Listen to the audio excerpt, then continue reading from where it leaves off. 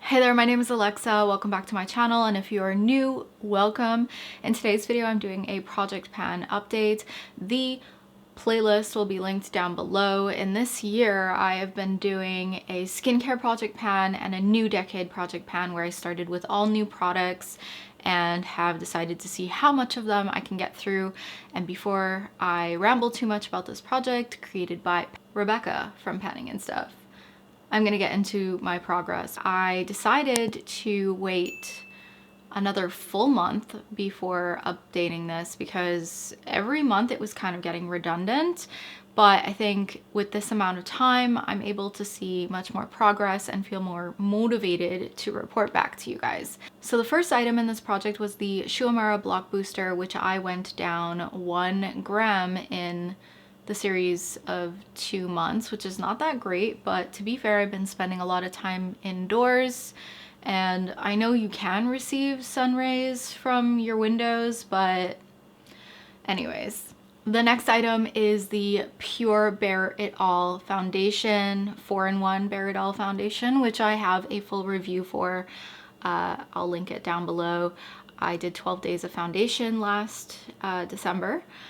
This product has gone down 1 gram, which is substantially better than previous months because the shade is quite light, and even right now I'm only wearing it on the center of my face, and I'm wearing my Rimmel foundation and another bronzer all over the perimeter of my face to help sort of make this work. In the future, if I'm ever adding a foundation to a project, I don't know if I would lean for something that is so matte. I find it very drying and difficult. I think with project pans, if you live somewhere where there's 4 seasons or even 2 seasons for that matter, you probably need more than 1 foundation in a project just because you need A, different colors, and B, different finishes for different seasons because it can be really drying in the wintertime. Following that, we have the Maybelline Age Rewind, which if you saw my last tutorial video, it wasn't really a tutorial, it was a get ready with me video where I did a look with colorful mascara. I showed you guys a close-up of this. It hasn't gone down that much in weight, but it has gone down in amounts. So my recommendation to anyone who's deciding to do a project where they start weighing products for whatever reason, whether it's because you want to know the exact amount of product that you're finishing rather than marking a whole bunch of lines, or whether it's because the item that you are weighing has, you know, opaque packaging, for instance, I recommend looking for a scale that does grams with decimal points at the end, because my scale will only show me if I've used up 3 grams, not 3.1, 3.2.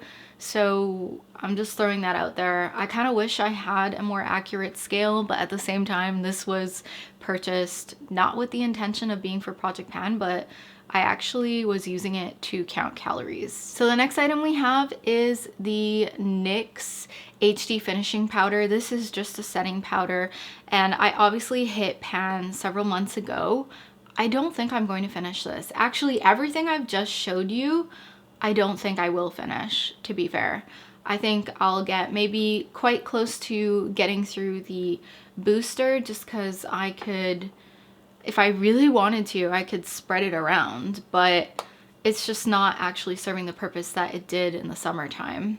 Then we have the Essence I Love Base eyeshadow base. Wait, no, it's called the Essence I Love Color Intensifying Eyeshadow Base. And did I go down on this? I did not go down on this. I forgot to mention I only went down 1 gram in the NYX setting powder. Then we have the Color Icon palette Rosé in the Air, and I am hitting pan on 3 different shades in this palette. I'm really surprised that I didn't hit anything on the transitional shades, but at the same time, whenever I have used them on my cheeks as either contour or blush or bronzy blush shades, I've only ever whisked my brush into it but not actually like really dug in because it's pigmented, it's an eyeshadow, and I just don't want muddy cheeks. Like this to me is, you know, well, especially this side is more pushing it right now. I do think I might actually have the potential to hit pan on this shade right here before the end of the year. But other than that, I don't think so. And with 4 shades, I mean, I'm happy. I'm happy if I hit pan on 4 shades in this palette, to be really honest with you. This actually went down in weight 1 gram, and that is the most that this has ever gone down ever. Actually, it has been steady at 46 for the entirety of this project. So I think that's saying something. All right, next we have the Shuma Orange blush from the Chubby collection, which I don't even want to tell you guys what year that was from because it's preposterous how long this has been in my collection. Again, it's showing a bit of a dip, but not really. I kind of use it as a blush slash highlighter. I'm wearing it today. I'm wearing it every time I wear makeup, honestly, and sometimes I'm wearing it as an eyeshadow topper, or I'm wearing it in my crease or blending out the edge of my crease. And this is just not I don't think it's gonna go anywhere. Like I don't think I'm gonna see any pan or anything for that matter. It just went down 1 gram for the first time in this entire project, just like the Wet n Wild palette. And that alone makes me happy. But yeah, this was really difficult. I don't think I knew what I was getting myself into when I chose a blush that had this texture. Next we have this Pixi Sweet Peach lip balm that I always call Sweet Pea for some weird reason. I keep making that mistake. I'll insert the measurement on screen. Again, not a product that I think I'm going to finish. Holy moly. I'm not surprised though at the same time, because it just goes to show it's been such a weird year and harder to wear excessive amounts of makeup than ever before, at least for me, because it just means more work at the end of the day. I've got to wash my face after, and I will have put on makeup to do absolutely nothing in the day. Like, I'm gonna work out after this. I put on makeup for the sake of this video, and I'm wearing like the reds, the reddy pink shade and the purple shade that are in the Wet n Wild palette. Next I have the Charlotte Tilbury the classic eye powder pencil. This actually went down 1 gram. 1 gram for the first time in this entire project. Again, like I said, I don't have decimal points after the gram, so I'm sure it has been declining in weight over time as I've been sharpening it. I will insert the measurement on screen. Last but not least, we have the Revlon Photo Ready Prep Set Refresh Mist, and this has gone down from 59 grams in September to 54 grams in October, and now we are at 43. So I've gone down a substantial amount in this product. I'm quite happy about that. And this I definitely will finish by the end of the year, because like, come on. There's a whole reason why I added a mist to this project, was just because I wanted to make sure that there was going to be another empty, otherwise I will have felt like a total failure. But you know, no, that's not right. I shouldn't talk about myself that way. I mean, again, like I said, extraordinary circumstances this year. It has not been a big makeup wearing year, but it's definitely been a big skincare year for me.